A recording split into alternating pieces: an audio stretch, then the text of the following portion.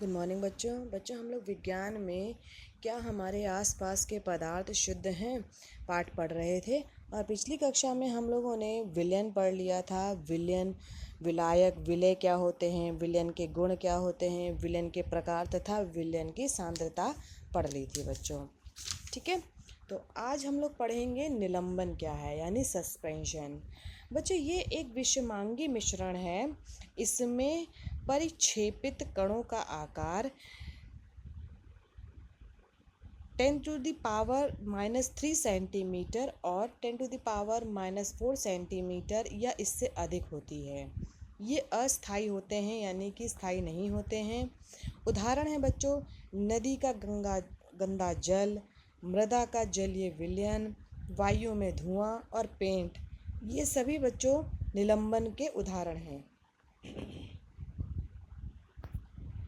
अब देखते हैं बच्चों निलंबन के गुणधर्म क्या है, यानी कि कैरेक्टरिस्टिक्स ऑफ सस्पेंशन। किसी निलंबन के कुछ महत्वपूर्ण गुणधर्म निम्नलिखित हैं। यह एक विषमांगी मिश्रण है। जो निलंबन होता है बच्चों, ये पहले मैंने आपको बता रखा है कि जो निलंबन है ये एक विषमांगी मिश्रण है। ये कण आँखों द्वारा सीधे देखे जा सकते हैं, यानी कि आप इनको नंगी आँखों से देख सकते हैं।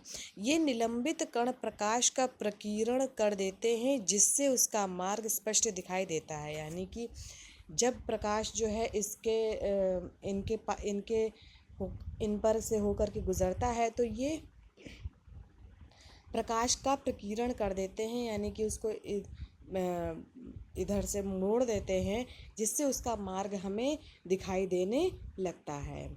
जब सस्पेंशन शांत छोड़ देने पर ये कण नीचे बैठ जाते हैं। जो सस्पेंशन के जो कण होते हैं, यानी निलंबन के जो कण होते हैं, जब हम सस्पेंशन को छोड़ देंगे तो उसके जो कण हैं वो नीचे बैठ जाते हैं, अर्थात निलंबन अस्थायी होता है। छानन विधि से इन कणों को अलग किया जा सकता है, यानी कि आप इन्हें अलग भी कर सकते हैं सस्पेंशन में, लेकिन विलयन में नहीं कर सकते हैं। अब देखते हैं बच्चों कोलाइडी विलयन क्या है, यानी कि कोलोइडल सॉल्यूशन क्या है। ये भी एक विषमांगी मिश्रण है।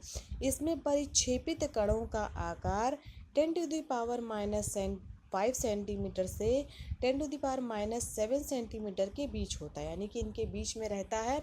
इन कणों को नग्न आँखों की सहायता से नहीं देखा जा सकता है, यानी कि आप नंगी आँखों से नहीं देख सकते। जैसे गोंद है, रक्त है, स्याही है, ये सभी क्या हैं, ये कोलॉइडी विलयन है। अब देखते हैं कोलाइडी विलयन की प्रवास्थाएं क्या हैं, यानी फेजेस ऑफ कोलाइडल सॉल्यूशन क्या है।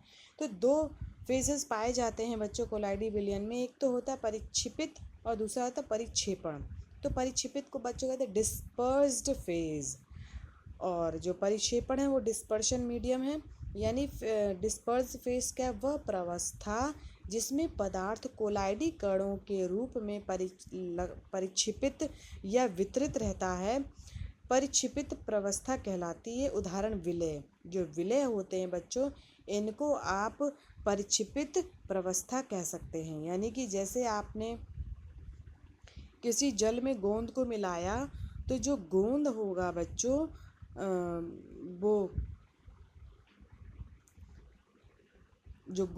बच्चों वो क्या कहलाएगा, विलय कहलाएगा, यानी कि परिक्षेपित प्रवस्था कहलाएगी।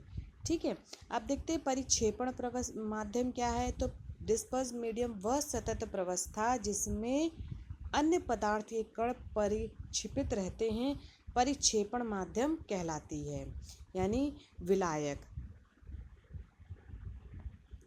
अब देखते हैं टिंडल प्रभाव क्या है, बहुत इंपॉर्टेंट है बच्चों ये टॉपिक, तो इसको ध्यान से देखेंगे। तो कोलाइडी कणों द्वारा प्रकाश का प्रकीर्णन टिंडल प्रभाव कहलाता है, यानी कि जब कोलाइडी कणों से प्रकाश का प्रकीर्णन होता है तो ऐसे प्रभाव को बच्चों टिंडल प्रभाव कहते हैं।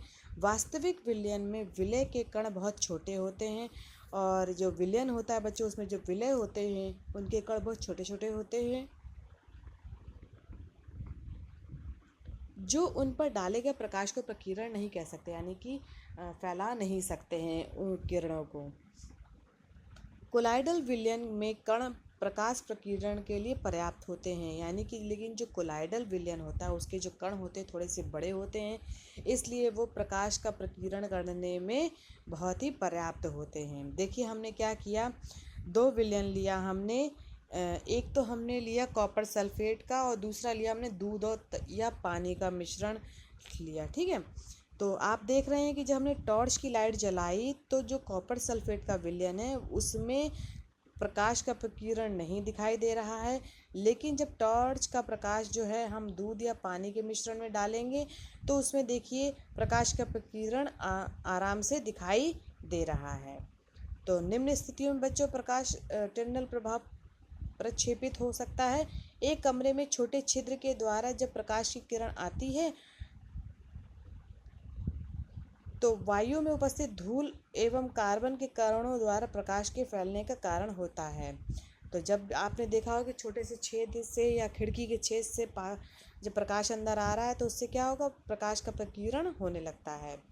जब एक घने जंगल के आच्छादन से सूर्य की किरण गुजरती है, यानी जंगल के कोहरे में छोटे छोटे जल के कण होते हैं जो कि कोलाइड कणों की भांति व्यवहार करते हैं, तो यहाँ पर भी आपको टिंडल प्रभाव देखने को मिलता है। तो आप जब भी टिंडल प्रभाव लिखें तो आप इसी प्रकार आप लिखेंगे। अब देखते हैं कि कोलाइडी विलयनों का वर्गीकरण क्या है, यानी कि कौन कौन से कोलाइडी विलयन होते हैं, जिनके उदाहरण भी इसमें दे रखे हैं। देखिए पहला है जो है वो है द्रव्य गैस, यानी कि जो परिक्षेपित प्रवस्था वो द्रव्य है और परिक्षेपण माध्यम वो गैस है। प्रकार है एरोसॉल। ठीक है, और उदाहरण है बच्चों इसमें कोहरा या बादल। ठोस और गैस में है बच्चों एरोसॉल है, और धुआं और इसके उदाहरण धुआं और धूल है। गैस और द्रव में बच्चों देखिए फोम आता है, तो फोम एक प्रकार का कोलाइडी है विलयन। इसमें शेविंग क्रीम आती है, झाग आता है। ठीक है, यानी द्रव में गैस का जो वो बन रहा है विलयन। द्रव यानी इमल्शन, दूध या फेस क्रीम। ठोस द्रव में सोल आता है, तो मिल्क ऑफ मैग्नीशिया यानी कीचड़, मिल्क ऑफ मैग्नीशिया या फिर कीचड़। ठोस या गैस का यानी फोम है झावा पत्थर, रबड़ या स्पंज। ठीक है, यानी कि गैस जो है वो ठोस में उपस्थित है।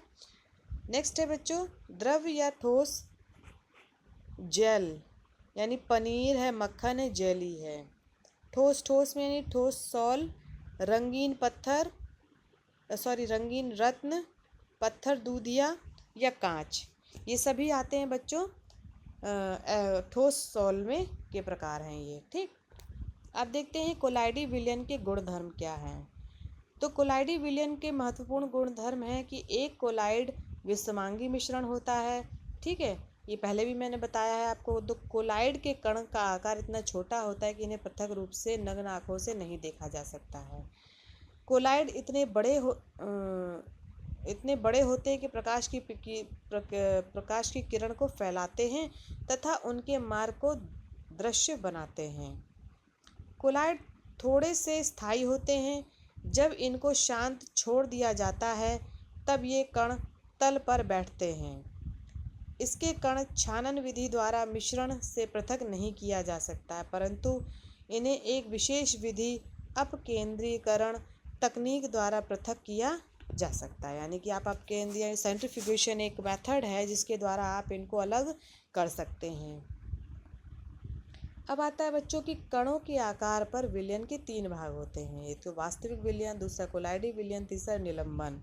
ठीक है, तो दो तो मैंने आपको बता दिए थे, कोलाइडी और निलंबन। वास्तविक विलयन भी आप पढ़ चुके हैं। तो वास्तविक विलयन के कणों का आकार जो होता है बच्चों सबसे छोटा होता है, यानी 10⁻⁷ सेंटीमीटर से कम होता है, तथा जो कोलाइडी कण होते हैं उनका आकार 10⁻⁻ सेंटीमीटर से 10⁻⁴ सेंटीमीटर तक होता है, तथा 10⁻⁴ से अधिक आकार के कण निलंबन में होते हैं। ठीक है, तो देखिए अब मैंने आपको चित्र के द्वारा भी बता रखा है। जो वास्तविक विलयन है इसमें 10⁻⁷ सेंटीमीटर से कम आपको दिखाई दे रहे हैं, और जो कोलाइडी विलयन है उसमें 10⁻⁷ 7 सेंटीमीटर से 10⁻⁻⁴ सेंटीमीटर तक है। नेक्स्ट है बच्चों निलंबन विषमांग, यानी ये 10⁻⁻⁴ सेंटीमीटर से अधिक है। ठीक है। अब देखते हैं बच्चों कि टिंडल प्रभाव को प्रकृति में कैसे आप देख सकते हैं। एक अंधेरे कमरे में आप किसी छोटे छिद्र के द्वारा जब प्रकाश की किरण आती है तो ये शंक्वाकार मार्ग में प्रक्षेपित होती है। इस प्रकार हम वहाँ भी टिंडल प्रभाव को देख सकते हैं। ये प्रभाव कमरे में मौजूद धूल एवं कार्बन के कणों द्वारा प्रकाश के फैलने के कारण होता है। जब एक बच्चों घने जंगल के आच्छादन, मैंने आपको टिंडल प्रभाव में 2 उदाहरण दे रखे थे, उसको यहाँ पे डिटेल में थोड़ा सा बता रखा है। जब एक घने जंगल के आच्छादन से सूर्य की किरण गुजरती है वहाँ हम टिंडल प्रभाव को देख सकते हैं।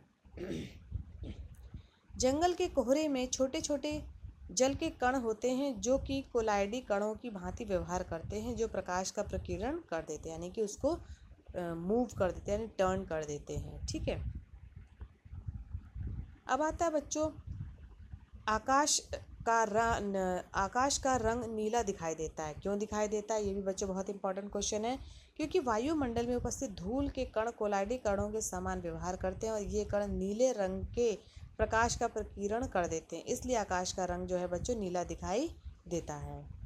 संकेतक लाल रंग के लिए इसलिए बनाए जाते हैं क्योंकि लाल रंग की तरंग दैर्घ्य अधिक होने के कारण प्रकीर्णन कम हो जाता है और लाल रंग में दूर तक दिखाई देता है, क्योंकि प्रकीर्णन जो है वो 1/λ4 का ये सूत्र है। तो इसके द्वारा ही आप ये पता लगा सकते हैं कि जो लाल रंग है इसकी तरंग दैर्घ्यता जो होती है वो बहुत अधिक होती है। ठीक है। अब आता है बच्चों ब्राउनी गति क्या है। तो किसी तरल पदार्थ में निलंबित छोटे छोटे कणों की सतत जो कंटिन्यूस मोशन होता है बच्चों, ब्राउनी गति कहलाती है। ऐसा इन कणों के तरल पदार्थ के अणुओं से लगातार टकराने के कारण होता है, यानी कि जब भी जो अणु हैं, छोटे छोटे जो निलंबित पदार्थ होते हैं या फिर आप कहें कि कण होते हैं, उनसे अगर ये टकराव एक दूसरे से जब ये टकराते हैं, ऐसा इन कणों के तरल के पदार्थों के अणुओं से लगातार टकराने के कारण होता है बच्चों। तो इन परिघटना को सर्वप्रथम ब्रिटिश वनस्पति शास्त्र आर ब्राउन ने पराग कणों का अध्ययन करते प्रेक्षित किया था। इस प्रभाव को किसी गैस में निलंबित धुएं के कणों में भी आप देख सकते हैं। तो ये तो था बच्चों कंटिन्यूस रैंडम मोशन या फिर ब्राउनी गति, इसको ब्राउनियन मोशन भी कहते हैं बच्चों। तो यहाँ बच्चों आज आपकी कक्षा समाप्त होती है। धन्यवाद बच्चों आज की कक्षा के लिए।